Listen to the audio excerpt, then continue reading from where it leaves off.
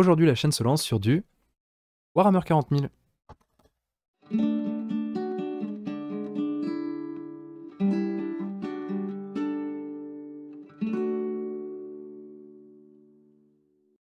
Et salut copains, très bienvenue dans cette nouvelle vidéo. Alors aujourd'hui, grâce à notre partenaire MaxiRev qui nous a envoyé cette boîte, la chaîne se lance sur Warhammer 40 000. Et oui, à l'occasion de l'arrivée de la V10, je me suis dit que j'allais faire une petite série de vidéos sur la préparation d'une armée pour Warhammer 40 000, pour accompagner tous ceux qui voudraient se lancer grâce à cette nouvelle version dans l'univers de Warhammer 40 000.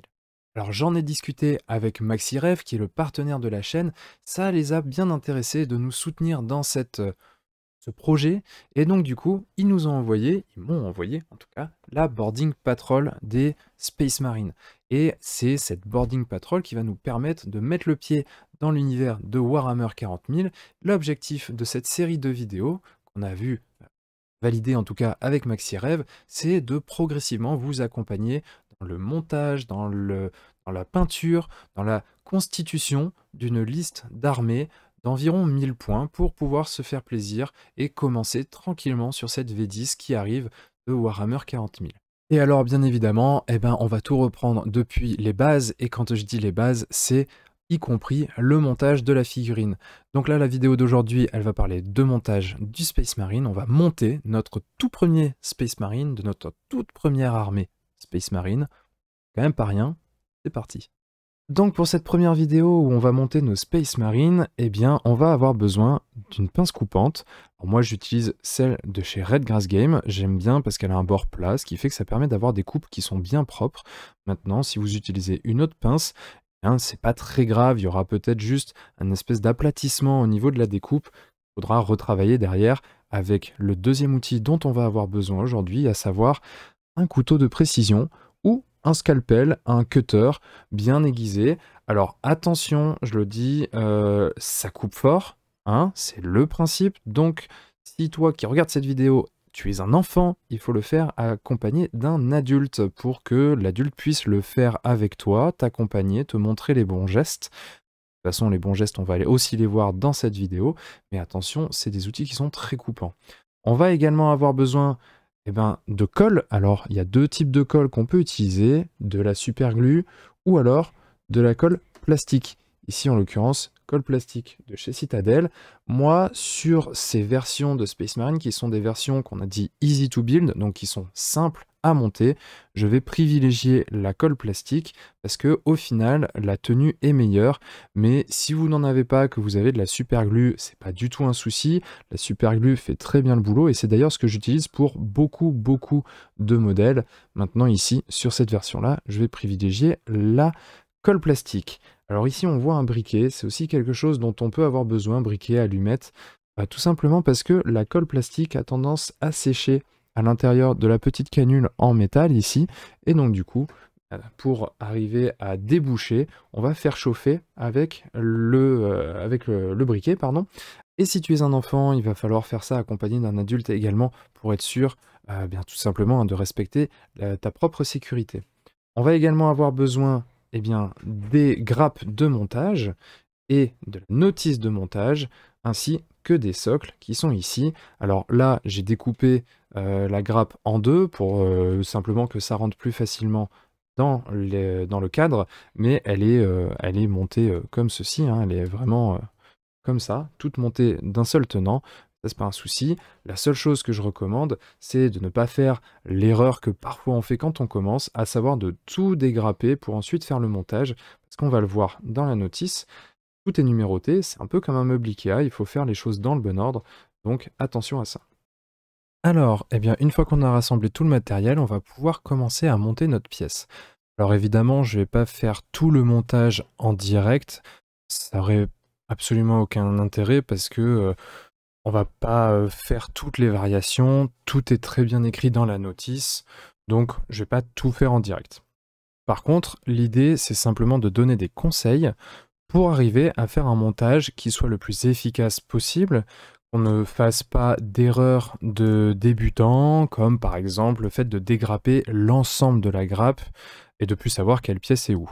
Donc là, on va identifier quelle est la version qu'on veut faire. Donc on va commencer par la première et on va découper les pièces correspondantes. Il faut identifier les pièces qui sont notées ici sur la grappe. En l'occurrence, on va chercher le 1 et le 2. Alors le truc, c'est qu'en fait, sur les grappes, les numéros sont pas dans l'ordre, donc il faut bien regarder le type de pièce qu'on est en train de chercher, ce qui va permettre d'identifier à peu près où c'est sur la grappe. Là, on cherche un buste, donc ça peut être celui-ci, c'est pas celui-ci, ça peut être celui-là, c'est pas encore celui-ci. Donc on va chercher le bon buste au bon endroit sur la grappe. Donc on va découper les pièces. Pour découper les pièces, on a besoin d'une pince coupante. Et si on en a une comme celle-ci avec un bord plat, ici, là, ce bord-là, il est bien plat, alors que le bord là que donc je montre, je vais zoomer et faire la mise au point, on voit bien que celui-ci, l'intérieur est biseauté pour avoir un tranchant, mais par contre, de l'autre côté, c'est bien plat. Et c'est cette zone-là qu'on va venir plaquer sur la figurine pour avoir une coupure bien propre. Donc, ce qu'on va faire, c'est, comme je disais, donc on sélectionne la pièce, par exemple la numéro 2, voilà, la numéro 1 qui est juste à côté, et on va bien faire attention de mettre le côté plat sur la figurine, le côté biseauté vers la grappe. Comme ça, on aura une coupe plate sur la figurine, et ça, c'est ce qui est le plus important. Comme ça va permettre d'avoir une coupe vraiment propre sur la figurine. On la plaque au maximum, la pince, et puis on vient faire une petite coupure avec un geste net. Comme ça, on va avoir une coupure bien plate, ce qui va permettre d'avoir moins de retravail à faire par la suite. À certains endroits, ça va être un petit peu plus difficile d'aller vraiment au ras, on va pas s'embêter, on va couper plus loin, on va prendre un gros morceau de grappe avec nous, et puis on réajustera dans un second temps, ce qui sera beaucoup plus simple, parce que si on essaie d'aller trop près, bon, ça peut être compliqué. Une fois qu'on a la pièce dans la main, on va pouvoir venir de manière très précise, toujours en plaquant le côté plat contre la figurine et en enlevant les petits résidus de grappe qui sont finalement restés, qu'on a embarqués avec la figurine pour se faciliter la tâche. Là, on a découpé la pièce. Par contre, on voit bien qu'il y a des petits éléments de la grappe qui restent dessus. Là, par exemple, on voit sur la cuisse, il y a un petit bout de plastique qui dépasse. On n'a pas réussi à couper au ras, mais ça, du coup, on va les enlever dans un second temps parce que si on les laisse, c'est quelque chose qui va se voir après la peinture. Et puis en plus de ça, si c'est dans des zones comme ici par exemple, qui sont des zones où on va coller d'autres pièces, c'est pas parfaitement plat, donc du coup là on va vraiment avoir du mal à coller les deux pièces, elles vont pas être vraiment jointives.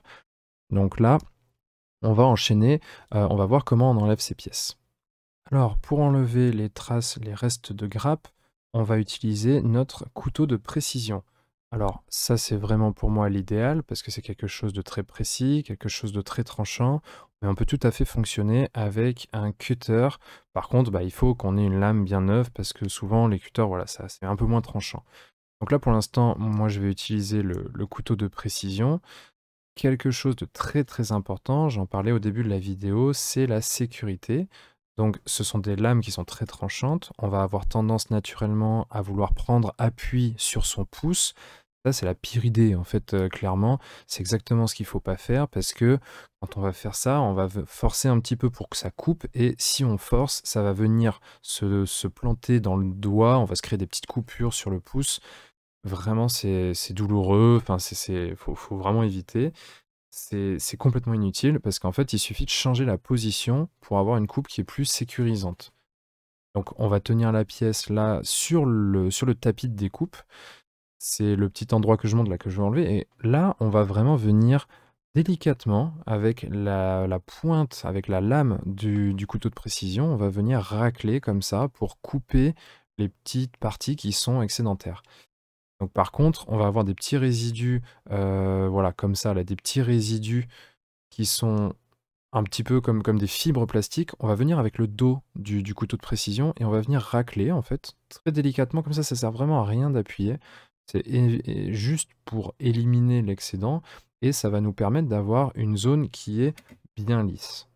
On peut tout à fait utiliser, ça c'est quelque chose que j'utilise souvent, un pinceau comme ça de maquillage pour venir brosser et enlever la poussière de plastique. Alors un autre élément qui est assez important, ça va dépendre du temps qu'on veut passer sur ces figurines et du rendu attendu en termes de peinture, mais en général, on essaye de les enlever. Ce sont les lignes de moulage, ce qu'on appelle les lignes de moulage. Donc là, on voit en fait, c'est une ligne qui va parcourir la tranche de la pièce, parce que quand on prend une grappe, en fait, la grappe, qu'est-ce que c'est? C'est quelque chose qui est fait à partir de la compression de 2 moules, une partie supérieure, une partie inférieure, et quand on va couler le plastique à l'intérieur de ce moule, ça va venir remplir le moule et donc du coup, dans le plan à l'horizontale, dans le tranchant de la grappe, on va avoir souvent cette ligne de moulage qui va être un très léger excédent qui a débordé du moule et qui vient entre les deux plaques.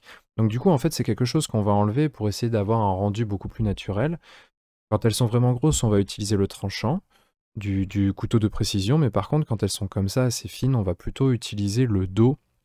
On va frotter délicatement avec le dos du couteau de précision, ce qui va permettre de ne pas abîmer la figurine, de ne pas faire de traces, de ne pas faire de coupes et de creux dans la figurine. Par contre, ça va nous permettre de bien aplatir, de bien enlever l'excédent et d'avoir quelque chose de lisse. Alors, ça fait des espèces de résidus, ça fait des griffures, ça fait un peu peur, mais en vérité, voilà, quand on vient comme ça refrotter derrière, notamment avec moi j'aime bien le faire avec l'ongle, ça lisse le tout. Si en plus on met un petit coup de pinceau comme ça, vraiment ça s'enlève. Et là, on voit bien la différence entre la genouillère et le pied et le tibia, où il y a vraiment une grosse différence. Les lignes de moulage, si on les laisse, elles se voient énormément quand on peint. Par contre, les traces, les micro-crasses que ça crée quand on fait cet exercice, ça, après la peinture, ça ne se verra plus. Donc c'est vrai que pour avoir quelque chose de propre, c'est important d'enlever ces lignes de moulage. Alors voilà ce que ça donne une fois que j'ai préparé les pièces qui vont être assemblées. Donc elles sont positionnées dans le bon ordre, entre guillemets, sur la figurine. C'est-à-dire que là, on va avoir le buste, les bras, ils sont au bon endroit, ils sont du bon côté. Bref, on a tous les éléments qui sont bien positionnés parce que comme ça, on sait où on va. Alors pourquoi est-ce que je monte pas au fur et à mesure? C'est pour une bonne raison, c'est que quand on va utiliser les colles, que ce soit la colle plastique ou la superglue, si on colle pas exactement au bon endroit, si on cherche un petit peu la position de la jambe, du bras, bah, si ça commence à sécher, c'est très difficile à enlever, surtout dans le cas de la colle plastique, parce qu'une fois que c'est soudé, c'est vraiment soudé, donc à démonter, c'est impossible sans abîmer la figurine. Et si malgré tout on arrive à retirer, bah, ça va laisser des traces de colle qui sont vraiment pas jolies et qui potentiellement se verront une fois qu'on va passer à la peinture. Donc ce que je fais systématiquement, c'est que c'est ce qu'on appelle un montage à blanc, c'est-à-dire que je vais prendre chaque pièce, je vais vérifier qu'elle s'emboîte bien, non seulement pour vérifier qu'en effet elle s'emboîte sans problème et qu'on n'a pas des espaces qui pourraient être dus par exemple à une mauvaise préparation, il reste un petit bout de plastique à un endroit, et donc là par exemple si on prend cette pièce-là, si on a un petit bout de la grappe plastique qui dépasse vers l'intérieur, bah, potentiellement, ça pourrait très mal s'emboîter à ce niveau-là. Et donc, du coup, moi, je préfère le voir avant de passer au collage. Le deuxième point, c'est que par exemple, les jambes ici, on va avoir un sens, un axe pour les positionner pour que ça soit naturel. Là, si on les positionne comme ça rentre parfaitement. Si on les décale, ça rentre plus, en fait. Et donc, du coup, je préfère chercher le bon axe, la bonne position sans colle, de manière à pas faire de traces. Sinon, bah, ça risque de mettre de la colle partout, hein. Il y a des pièces pour lesquelles c'est plus simple. Là, par exemple, on a un petit téton qui vient rentrer dans le creux, dans la partie creuse de la jambe, là. Donc forcément, ici, ça rentre très bien naturellement. Par contre, il y a des pièces comme ça où c'est un peu plus plat. Donc là, il faut quand même un petit peu chercher l'axe pour que ça soit correct. Et une fois qu'on l'a trouvé, ça rentre parfaitement. Mais encore une fois, si on met de la colle un peu partout, bah, pour le coup, ça va avoir un rendu qui est assez sale. Même manière, il y a des pièces qui sont vraiment, vraiment complètement à plat, comme par exemple le bras, même si à l'intérieur il y a un trou, en fait c'est juste plat et donc du coup, il peut être dans n'importe quelle orientation. Le fait de monter à blanc, ça permet de trouver la bonne position, celle qu'on veut, soit d'une manière esthétique ou alors simplement pour que ça tienne correctement. Une fois qu'on visualise tout ça, on peut passer au collage à proprement parler. C'est beaucoup plus simple, et ça ne voilà, ça ne salit pas la figurine. Donc là maintenant, on va passer au collage, mais attention, pour certaines figurines, ça peut être intéressant, c'est assez rare, de pas tout monter en fait. De pas tout monter. Par exemple, quand on va avoir un bras qui est avec une arme qui passe vraiment tout devant le plastron, ce genre de choses, c'est vraiment intéressant de monter le bras dans un second temps. C'est aussi le cas, par exemple, sur ces Space Marines, quand on veut mettre une tête qui n'est pas un casque, où on voit le visage, on voit la peau. C'est vrai que potentiellement, c'est plus difficile à peindre, c'est plus difficile d'accès. Donc du coup, ça peut être intéressant de laisser les têtes séparées, pour les peindre à part et de les coller dans un second temps. Mais d'une manière générale, moi, ce que je préfère, c'est faire le montage total, notamment parce que potentiellement, mettre de la colle, ça peut aussi abîmer la peinture, et puis surtout, ça permet, au niveau de la peinture, d'être sûr d'avoir une cohérence en termes de lumière. Alors, pour le collage, on va bien évidemment suivre l'ordre qui était celui de la notice de montage, parce que parfois, une fois qu'une pièce est collée, elle ne permet plus d'emboîter une autre pièce, donc il faut vraiment respecter l'ordre de la notice de montage. Et on va, comme je le disais, utiliser la colle plastique. Alors ici, moi, ça fait un petit moment que je ne l'ai pas utilisé, donc je vais passer la flamme au niveau de la tige en métal pour éliminer les résidus de colle qui auraient séché à l'intérieur. Voilà, ça suffit, il n'y a pas besoin de rester très longtemps. Et comme ça, du coup, on est sûr qu'il n'y a pas de résidus, la colle va bien sortir, sinon on risque d'appuyer un petit peu trop, et puis pour le coup, ça peut vraiment faire un gros sprouch d'un coup. Donc voilà, bref, on va éviter. Là, l'avantage de la colle plastique, c'est que ça colle pas les doigts. Du coup, ça reste quand même des produits qui sont assez inflammables, nocifs, tout ça. Donc il faut faire attention, faut les manipuler en toute sécurité, encore une fois, notamment avec la flamme du briquet. Si tu as un enfant, je le rappelle, il faut le faire sous contrôle d'un adulte. Alors, ici, on a bien vérifié hein, l'emboîtement des deux pièces. Elle s'emboîte très bien, ok. Donc on va positionner notre colle à l'endroit de contact entre les deux pièces et on va mettre des tout petits points de colle. Vraiment, j'insiste là-dessus, c'est inutile d'en mettre beaucoup. Au plus on en met, au plus ça va mettre de temps à sécher. Alors que si on en met très peu, ça va juste suffire à faire la réaction du plastique. Donc je mets 3, 4, 5 petits points de colle. Et ensuite, une fois que les points de colle sont placés, je mets la colle plastique debout de manière à arrêter l'écoulement de la colle. Sinon, ça va s'accumuler dans la tige en plastique et ça va boucher. Et ensuite, on vient appliquer les deux pièces qu'on maintient fermement pendant quelques secondes de manière à ce que ça colle bien. Parce que sinon, si on les relâche, ça risque de faire un espace entre les deux pièces. Donc on la pince bien fort. Comme ça, il n'y aura pas d'espace. Et une fois que ce sera sec, ça sera bien solide, sans espace. Encore une fois, la colle plastique, c'est une colle qui va soudre la matière, qui va dissoudre la matière pour fusionner les deux parties. Une fois que c'est collé, c'est vraiment collé, c'est quasi impossible de les séparer sans abîmer la figurine. Donc on a bien vérifié tous les éléments, que ça s'emboîtait bien, tout ça, et puis maintenant, on a pu positionner nos éléments, on voit bien c'est collé, et maintenant on va passer aux éléments suivants, les autres jambes, les autres bras. On va pas tout faire en direct encore une fois, mais il y a une petite astuce juste après. Alors, on a notre figurine qui a été correctement collée, correctement assemblée.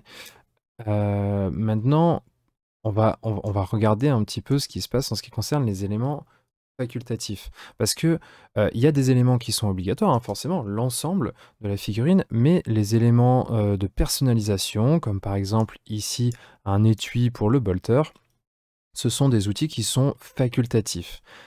Mon conseil par rapport à ça, c'est moins, c'est mieux. Parce que quand on débute, on a tendance à vouloir en mettre beaucoup. Au plus ça va la rendre compliquée, au plus ça va rajouter des éléments, ça va rajouter du détail, ça va casser les surfaces. Bref, ça va rajouter aussi d'autres couleurs. Et donc du coup, au plus on va en ajouter, au plus ça va être compliqué à peindre. Donc l'idée, c'est d'en ajouter pas le moins possible, mais de manière assez raisonnable, parce qu'on peut mettre des seaux de pureté, comme voilà, celui que j'ai là. On peut mettre aussi les étuis, on peut mettre des petites sacoches à munitions, on peut mettre plein de choses en fait. Et donc du coup, si on en met trop, ça risque de vraiment complexifier le tout. Donc au moins pour les premières figurines, ne pas en mettre trop. Heu, Au bout d'un moment, ça va surcharger la figurine, ça va être plus difficile à peindre, ça va être moins lisible, bref, ne pas en mettre trop. Ça, c'était le premier conseil. Maintenant, le second conseil, c'est ce qui concerne le socle. Alors, depuis tout à l'heure, on utilise la colle plastique.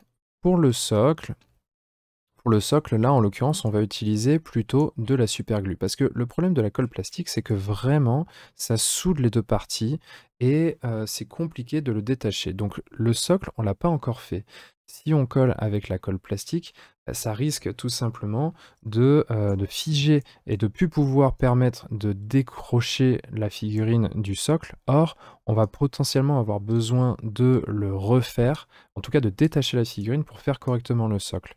Donc là, ce que je fais, c'est que je mets juste un tout petit point de colle sur le pied et je viens le positionner comme ça sur le socle.